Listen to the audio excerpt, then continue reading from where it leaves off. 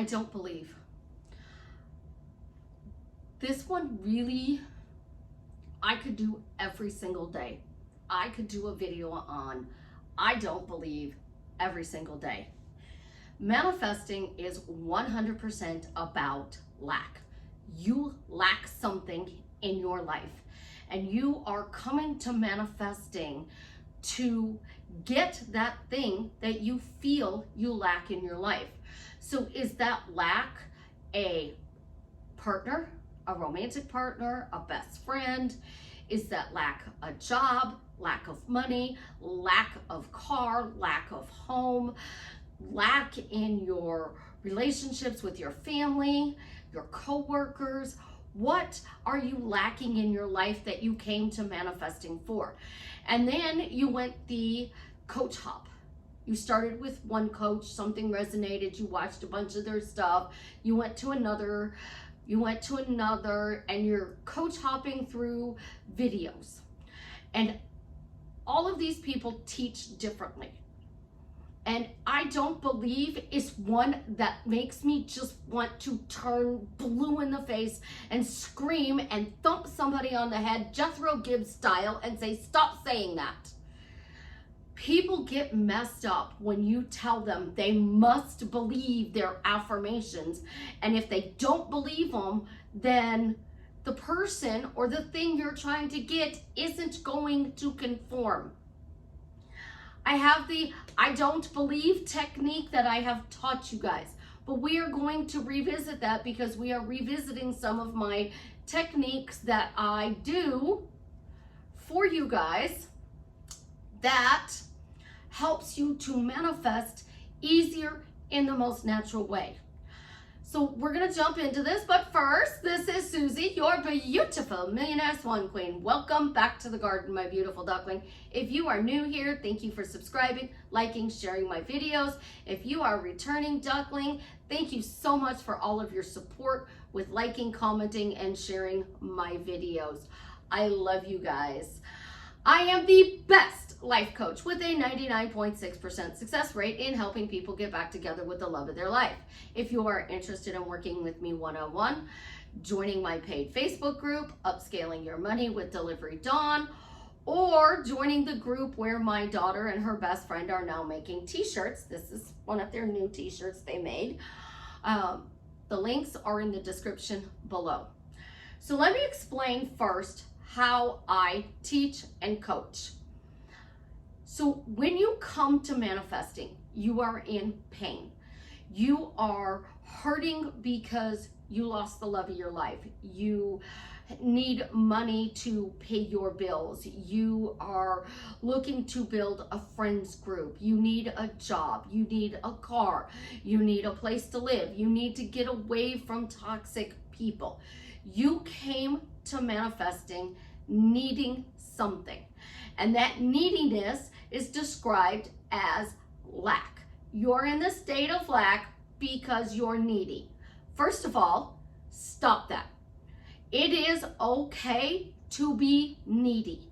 It is truly okay to be needy, because when you are needy, that is your pain point. So you came to manifesting in pain. My job is to drastically change your life for the better by tuning into your happy meter and dialing it all the way up. What do I mean by that? I take away your pain, and in return, I give you pleasure. I give you joy. I give you happiness. I help you to feel spoiled, loved, appreciated in the easiest, most natural way to you. So I am an artist, and I paint canvases. I draw pictures. And every canvas I paint is a beautiful story. What I see may be different than what you see. So I am looking at your canvas, your life, and you are in a dark day. You're in stormy weather. So think of yourself as you are at the sea and the clouds are dark and luminous and a storm is brewing. The waves are choppy and they're 10 feet tall in places. The surfers are out in glory because the waves are so big that they can surf. But on the beach is a red flag. And the red flag says you're not supposed to go in the water. Some people do anyways. And you go into that water and you feel like you're drowning. You feel like you cannot get the hang of the surfboard. You're just not gliding effortlessly through those choppy waves. And you are drowning in your tears, your frustration, your anguish. That is pain. You are looking at this picture and you're going, oh my God, I'm in so much pain. I'm so frustrated. I don't want you curled up on the couch crying. I don't want you upset. I want you to be happy. So what I do is I take away that frustration, that anger, that pain, that unknowing, uncertainness, and in return, I give you peace, love, and joy. And that brings you relief. So what happens? The storm clouds start to clear. The sun starts to peek through. The waves start calming down. And there's this beautiful rainbow going across the sea. The sky is lit up with a double rainbow. And you are in such awe of the beauty of the rainbows. That's what I do. I take the storm and I bring out the sun. I show you the light and the beautiful rainbow. And I do that by using my words and different techniques. And I don't believe keeps you in that dark, stormy canvas of they're not conforming. My manifestations are not showing up. Nothing works. In reality, because you are saying, I don't believe, that's the only reason you're not getting your manifestation. Everything has a birthing process. I have been working for 40 years to be able to change toxic people, to eradicate them so that we can stop domestic violence. And I achieved that goal after 40 years. Because when I was in high school, I wanted to be a surgeon. And I found out me and blood don't get along. When I see lots of blood, I go bloop and literally faint. Can't faint when you're in an operating room. Doesn't work. My next love was helping people. So I wanted to be a therapist. In the 80s, being a therapist meant that a lot of rich people sent their kids to therapy because it was the in thing to do. Didn't want to treat a bunch of rich kids who didn't have a problem. I wanted to treat people like myself who grew up in toxic situations to help them to see that the toxic situation doesn't define you. I have every right to be a cluster B personality, a sociopath, a narcissist, histrionic, borderline disorder personality, but I always chose to be happy. I choose to be happy. In my darkest days, I still chose to be happy. There were times that I were overwhelmed. There were times that I was like, you know what? I'm done. A running theme in my life was nobody wants me in this world or out of this world, in the spiritual realm. When I was 14, 15 years old, before I started creating my own life, I was sitting in the bathtub and my brother walked in and I was gonna kill myself. He walked out, closed the door and left. He didn't care. Growing up, I was surrounded by people who didn't care as Gen X. They didn't care about my emotional stability. They didn't care about my mental health. They didn't care if I did good in my extracurricular activities for school. All they cared about was that I wasn't in the house. So I felt like I wasn't wanted. So that's the theme of manifesting. You're not wanted. So you have to believe you're wanted. Well, I'm going to free you here. You don't have to believe anything. Literally zero. You have to believe zero to manifest your dream life. So I wasn't wanted. I chose somebody to be my partner. Young, dumb, naive, let's face it. I didn't pick the perfect partner with leaving a toxic childhood and going to a narcissist. Didn't know he was one at that time. I chose him and I manifested him. And I spent 30 years with him, and I got tired of constantly, all of it wasn't bad. When Dad was alive, he controlled him and he would behave because of Dad. But when Dad died in 2005, things went crazy. And I spent 7 years trying to hold it together. So what I had to do was forgive myself for leaving, because I promised Dad the night before he died, if he needed to go and to be with his family. I did not want him to go, but I would hold the family together. I give you my word, Dad, I'm going to hold the family together. So I had to let go of the guilt and forgive myself for walking away. So manifesting is not, you must believe. It is looking at something and saying, you know what, that's the past. It's done, it's over with. I'm going to look at certain things fondly, and I'm going to look at certain things that are painful. Now I'm going to create my future. And because I'm creating my future, I choose. You're not choosing me. I'm choosing you. Let me say that again. They're not choosing you. You're not choosing me. I'm choosing you. So you are choosing them. So you are choosing Jared. And Jared is not the best person in the world. He has ghosted you. Again, we're gonna say it. I think he died. So he came back to life and he showed up in your life again only to die. And he repeats the cycle of dying and being reborn, dying and being reborn. So you want to stop that cycle. You choose to focus on this cycle. This cycle's going to stay.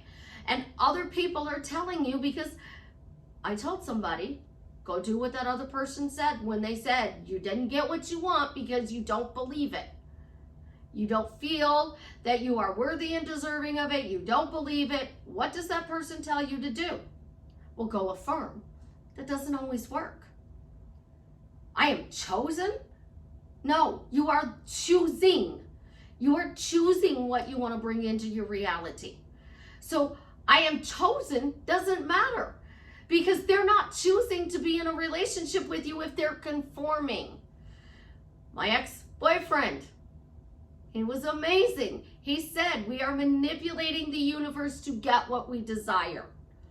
So you are manipulating them to stay away. You are manipulating them to come to you. So let go of the guilt that you are manipulating your life. It's why I teach from love. Love doesn't tell you that you are guilty, that you are awful, that you have to believe. Love sneaks in, bites you in the butt and says, peekaboo, I'm here and I'm bringing you love. You're going to accept it eventually. That's kind of what love is. It's like, peekaboo, I love you. We play that with babies. Peekaboo, I do. Pizza boo, I love you. My youngest, Georgia, does a boo. There's all different kinds of ways to do it. But when you're going peekaboo, I love you, you're sending them exciting, loving energy. When you're saying, I don't believe, you're sending them, stay away. I don't want you. We're not going to be in a relationship. We're not going to work at this job. We're not going to get this car. We're not going to be approved for this house. We're not going to, be treated with respect at a restaurant when we're eating out for dinner. So the waitress or waiter is going to ignore us. We're going to be standing in line at the register and it's going to take forever and the register person is going to be upset with you. That's what I don't believe teaches people. That you don't believe, therefore you can't change. Toxic childhood, married to a narcissist, left, was still harassed by the narcissist, had people come in and out of my life, and in 40 years of manifesting my own life, I realized this. What I focused on grew. When I stopped focusing on it and I started focusing on something else over here, that grew. So I stopped focusing on anything toxic and love started to grow. I stopped focusing on struggle and money started coming in. Opportunities started coming in. I stopped focusing on my specific person being the way they were, and I started on my specific person being the way I wanted them to be. And then we had a conversation and I let my person go. I had to sign a custody agreement so I was not homeless. Because my ex would have taken me to court, did not know the judge hated women. As a result, every time I'd go to court, everybody was around me. You're gonna lose, you're gonna lose, you're gonna lose, you're gonna lose, you're gonna lose, you're gonna lose, you're gonna lose. And I absorbed all of that. I focused on that. So I had to sign a custody agreement so I wasn't homeless. I didn't like doing it, but I did it. I don't fight to change it. I prefer to focus on having a healthy relationship with my children. And I have a healthy relationship with 3 out of 4. My one son comes in and goes out, comes in and goes out. And when he goes out, he tells me, I need space. So I give it to him. When he's ready for me to work out the problem, he'll come back. When he is doing his own thing, he goes away. I have knowledge above him. He thinks he could do, be, or have, so I let him figure it out. The same thing I do with my coaching clients. You come in, you go out. You come in, you go out. You come in, you go out. Because you have to adjust to this new way of thinking. So I don't believe becomes a reason you can't have. So how do you get past this? By saying, I don't believe that I can marry Jason Momoa, but somehow, some way, it can happen. Miracles happen. Interesting people happen. You bump into people. You run into somebody. You meet somewhere. We hear stories about that all the time. So yeah, it is a possibility that there could be a bridge of incidents which causes me to bump into him, which causes me to get to know him, which in turn allows me to date him. And if dating goes well, I could marry him. And then as I marry him, I have to talk about how we have an incredible relationship so it stays incredible. Those same people who tell you, I don't believe, say once you get it, you don't have to do anything, and then they leave. The same people who teach you, we're going to imagine one scene. So you imagine the balcony scene in Paris. You're celebrating your anniversary, your wedding night, and you're on the balcony in Paris, and y'all know Paris is in my dining room. So we're on the balcony in Paris, and we are doing our scene, and we are having this dinner. They're giving us this 30-minute toast about how amazing we are, and we got the toast. It's done. It's done. 2 weeks after you come back from Paris, you're on the phone messaging me, Susie, he said he wants a divorce. Susie, he's leaving me. Susie, she says that she doesn't love me and wants to go her own way. Susie, she said, because that scene came true and you didn't create the next scene in your relationship. This scene, how many different docks can you dance on? How many different docks can you dance on? There's lots of docks over the world, but how many times are you actually going to go to that same balcony in Paris? Are you going to go there on your wedding honeymoon trip? Your first anniversary, your second anniversary, your 5th anniversary, your 10th, your 20th. Is that the only place you're going to vacation to for 50 years? So you're gonna have 50 scenes of Paris? Well, there's the docks in Chicago. We have Navy Pier. We can go up to Wisconsin. Wisconsin has a lot of lakes. Minnesota has a lot of lakes. We can go to Paris because there's bridges in Paris where we could stop. How about the docks in Venice, Italy? I'm sure even Russia, China, Japan, Australia, Ireland, Scotland, England, France, Spain, I'm sure they all have some dock that we could take a picture on. So if I do an imaginal scene, I'm not going to believe that scene is true until I have the picture. Because until I'm actually having that picture, I'm not going to believe it's true. So until I actually have a video chat with Jason, am I going to believe it's true? Until I actually cured cluster B, did I see it as being true? Absolutely, positively not. That's why you're asking questions and affirming, guys. You're affirming to bridge the incident where this situation becomes true. Assumption, the law of assumption. Never heard that until recently because it's the new manifesting buzzword. The law of assumption, the law of one. If anything, the law of one is the only thing you need to focus on, because you keep saying over and over and over and over and over again, it goes out into the one consciousness, the law of one. 8 billion people hear it. They move people around, and those people move around and bring you your manifestation. So how do you connect? I have a client who talks to somebody, who talks to somebody else. I have somebody who follows my YouTube videos, talks to somebody and tells them about me. I have a celebrity that I have worked with, and they share it with another celebrity who shares it with another celebrity, and boom, my videos wind up on Jason and Dwayne's desk. Like, she's talking about you, boys. That's how it happens. And I tell you guys all the time, I did not believe I could change a narcissist, but I did.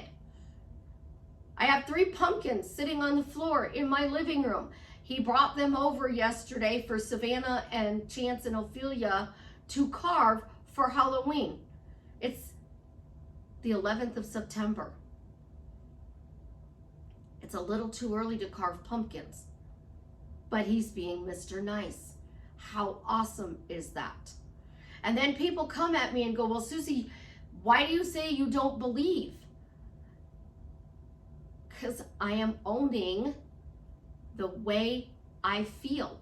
And because I'm owning the way I feel, I have 0 beliefs, 0 blocks, 0 resistance, and 0 doubts. 0. I have 0 problems. My clients come to me with problems. I do have some triggers. As somebody who has been in toxic relationships, been assaulted, we have triggers. And those triggers we call beliefs. Our anxiety, our PTSD, those are triggers. Those are titles that we give to situations we don't like. So you have PTSD and you don't believe you can be free of it. I freed mine by saying, how did I become free? Because I became free. So I got rid of it and I was doing wonderful. When I was assaulted, oops, some of the PTSD came back, especially from the assault. As a result, how did I get free? Because I got free. I used what I wanted as a question and why I got it as an answer. I became free because I became free. How did I become free? Because I became free. Why did I use a how question? Because I was searching and messing in the how. So I knew if I said, how did I do it? It's a phrase that I grew up hearing. How did I do it? How did you do that? Show me how you did that. You're working in retail and somebody does something. Show me how you did that. It was a phrase that's natural for me to say. For other people, they go, how did I do it? Oh, I didn't. Other people, why? Why do I have $1 million? Why am I a millionaire? Why do I have $2.7 million in my bank account? Do I? Am I? Noah St. John's had it right when he started with asking and teaching questions. But even in his book, when you read it, he gives you reasons the questions are true. I asked this question and I received this. I asked this question and I received this. Somebody who visualizes or does stats says, I visualize, I do stats, and then it materializes in my life. Somebody who makes the list, it works. The little red book, I write down a list of 200 things. Steve Harvey says 300. Read that list every day. Check off everything that comes in, and at the end of the year, you will see how much stuff you have gotten. Then start a new list. Put the things you didn't get on your list on the new list and add more until you get to 300. Read that list every day. Check off what you got. What are you saying? I'm going to check off what I got. Oh my God, I wrote it down and I got all these wonderful things, because that's what Steve Harvey is telling you over and over and over again. So these coaches who are telling you these simple techniques of affirming I am statements don't work, it's because you're saying they don't work. I don't believe affirmations work, so I tried affirmations. Noah St. John says when you ask a question and you ask a better question, that things are going to start changing. So I did affirmations and it worked. David Allen came out with ask formations, and they are how did I questions. I've been asking how did I questions my whole life. Since I've been able to talk, how did I questions have been a normal in my life. But now those are no-nos too. And why questions are no-nos too. And why would I do that? Like, my brain's going, huh? Because it's all about the reticular activating system, your RAS, all right? This is how it works. You have a phrase, a question, or a statement. You repeat this phrase, question, or statement over and over again. What happens? Your reticular activating system brings up all the things to look at answers for this phrase, question, and statement. So why am I happily married? Well, you're not married, so you can't be happily married. You weren't happily married to the narcissist, especially at the end. Why are you happily married? Well, I see that people can have really good relationships. I had a really good relationship with my ex-boyfriend. We didn't break up because of something wrong. We broke up because I respected him. And something I went through, he would go through, and I didn't want to do that. It would have been too much. And he asked me not to, and I said, okay. It just meant that we weren't going to be together forever, and that's not a bad thing, because he taught me what it's like to be happily married, because we never argued. We never had a disagreement. I snapped at him once, and that was over the assault, and he was waiting for me to snap. He was hoping if I snapped that I would let out the anger, and if I let out the anger, then I would come back to peace. But he didn't want to push me because it has to be done in your time. So you don't believe just means it's not time for it to show up. And the word believe means you assume something to be true.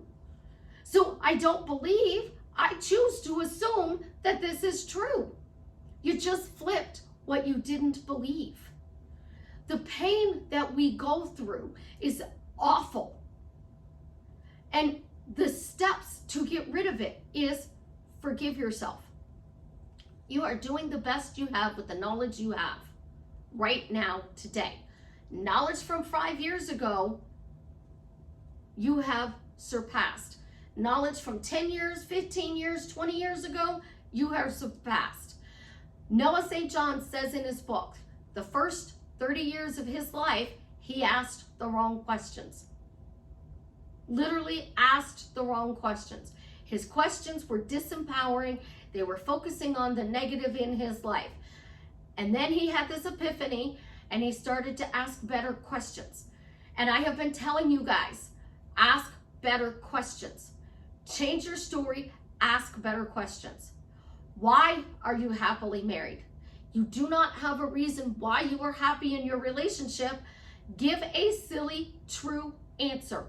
Or because Susie said so, because I'm a Susie success story, because every day in every way my life is getting better and better. You start giving an answer, because I'm looking for the good in a relationship. So I'm changing the relationship with Jared to the beautiful relationship with Jason, because I am saying, why am I happily married? Because I'm looking for the good in our relationship. And because I'm looking for the good in our relationship, I can see I'm happily married. Why am I? What is one good thing he did? What is two good things he did? What are three good things he did? Get out a piece of paper and make a list of all the good things they did. So you don't believe you can be happy in this relationship. It's because you're focusing on all the bad things they did. To change that, I don't believe that I can be happily married to Jason Momoa, but this happened, and this happened, and this happened, and this happened, and this happened, and this happened. And now I have reasons to believe I can be. But better yet, take the word belief, crumble it up, you take a whiteout marker or liquid and erase it, cover over it in the dictionary, change the definition of it in the dictionary, because if you are saying, I don't believe I can't have, I don't think I'm deserving, I'm not attractive enough, I'm a little too heavy, they're a celebrity, they're wealthy, they live in a different country, we have all these miles between us. You're giving a true reason why you should not believe you could be happily married. You can have this job. Think about this logically. Manifesting is not logical. So you have to throw out logic, and you have to throw out the reasons things are not working out for you, and you have to give reasons why you're getting what you truly desire. Because when you listen to somebody talk, and I'm sitting on a video chat with you and I am listening to you talk, I will start counting the number of reasons you give me why you're not in a relationship with the love of your life. They ghosted you. They came back to life and ghosted you again. Then they left you on unread. They got with a third party. They moved to a different city. We are culturally different. We have different religious backgrounds. We have different financial backgrounds. We live in different cities. We're different races. We are opposites. And opposites don't attract, Susie. You know that. Y'all know, live in my own little bubble. And my bubble is this beautiful penthouse. Jason's all over the world. So I would have to leave my penthouse, wouldn't I? Where in the world is Jason Momoa today? Have no idea. But I would have to leave my penthouse to be in the same spot with him. So I have a very serious life. very serious life. I have the most incredible sense of humor though. And I don't get to share that very often because I deal with the seriousness of people's lives and working to get them out of pain. So here's things that I have manifested. Turning off people's fat switches, dialing up their happy meter, getting them with specific persons. I can cure cluster B personalities.